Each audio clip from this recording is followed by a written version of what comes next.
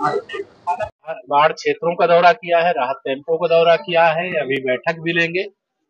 और बाढ़ तो निश्चित तौर से 2013 में जो आई थी उसका रिकॉर्ड लगभग तोड़ने की ओर दिखाई दे रही है। बहुत मोहल्लों में भी पानी पहुंचा है, बहुत सारे किसानों के खेत भी डूबे हैं और बड़ी संख्या में राहत कैंपों में लोग आकर के रह रहे हैं।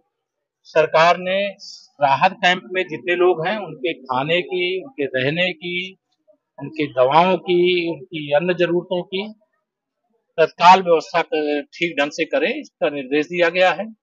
और जो बाढ़ पीड़ित हैं उनको आश्वस्त करना चाहते हैं कि सरकार उनके साथ खड़ी है और उनकी हर समस्या को सरकार देख रही है और जिनका कोई नुकसान होगा बाढ़ खत्म होने के बाद उसका भी आकलन किया जाएगा और उसकी क्षतिपूर्ति भी जो हो सकती वो किया जाएगा।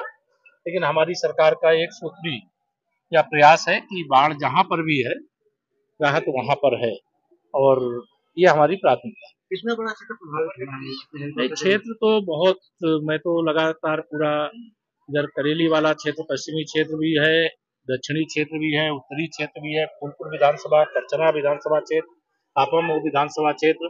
अभी प्रयागराज के दृष्टिकोण से मैं कहूँ तो यह सारा इलाका बहुत प्रभावित है। कई क्षेत्र तो टापू की जैसी स्थिति में आ गए और सभी जगह लगभग राहत पहुंचाने के लिए नावों का भी प्रबंध है, राहत सामग्री का भी प्रबंध है और सभी जरूरी कदम उठाने के लिए।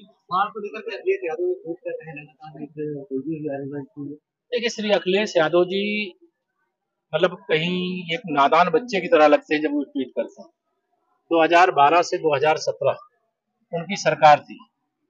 केवल प्रयागराज की दुर्दशा की उनको पिक्चर दिखा देंगे ना तो इसी गंगा जी में सरमत से डूब जाएंगे। उनको ये नहीं संकोच लगता है कि प्राकृतिक आपदा ये कोई सरकार की बस की बात नहीं होती है, लेकिन सरकार राहत के लिए मतलब पीड़ित लोगों के साथ कड़ी कंधे से कंधा मिलाकर के भारतीय जनता पार्टी का हर कार्यकर्ता सेवा में लगा हुआ, लेकिन समाजवादी पार्टी चूंकि गुंडों, अपराधियों, माफियाओं, दंगाइयों की, भ्रष्टाचारियों की पार्टी है। राहत सामग्री नहीं मिलती थी सपा की सरकार के समय, लोग बाढ़ में डूब रहे, राहत सामग्री बेच करके खा जाते थे भ्रष्टाचार।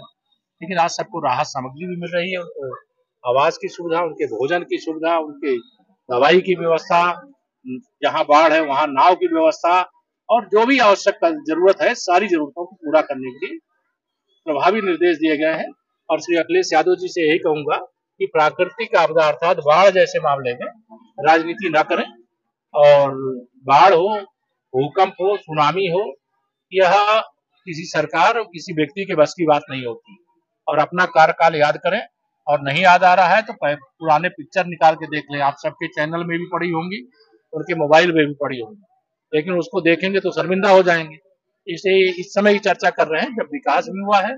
आज नगर क्षेत्र में बाढ़ का पानी अगर प्रवेश करता है तो मैं यह देख रहा हूं कि नगर निगम की पूरी टीम लग करके उस पानी को तत्काल निकालने का, जितने कम समय में निकाला जा रहा है। मैं भी इस प्रयागराज का हूं और मैं जानता हूं कि व्यवस्थाओं में बहुत बड़े पैमाने पर सुधार हुआ है और हम लोगों का लगातार प्रयास है कि बाढ़ के संकट से प्रयागराज पूरी तरह से मुक्त हो और उस दिशा में हम लोग काम करें। स्कूल कॉलेज भी बंद करे गए हैं।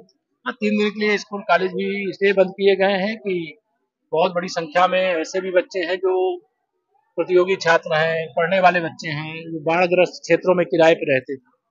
अब वह कोचिंग नहीं जा सकते, वो कॉलेज नहीं जा सकते, बच्चे छोटे छोटे विद्यालय नहीं जा सकते। तो जो जरूरी है जिला प्रशासन उसके लिए परिस्थिति के अनुसार निर्णय लेता है और यह निर्णय लिया गया। जहां ऐसी कोई समस्या होगी तो उस समस्या को दृष्टिगत रखते हुए फैसला लिया।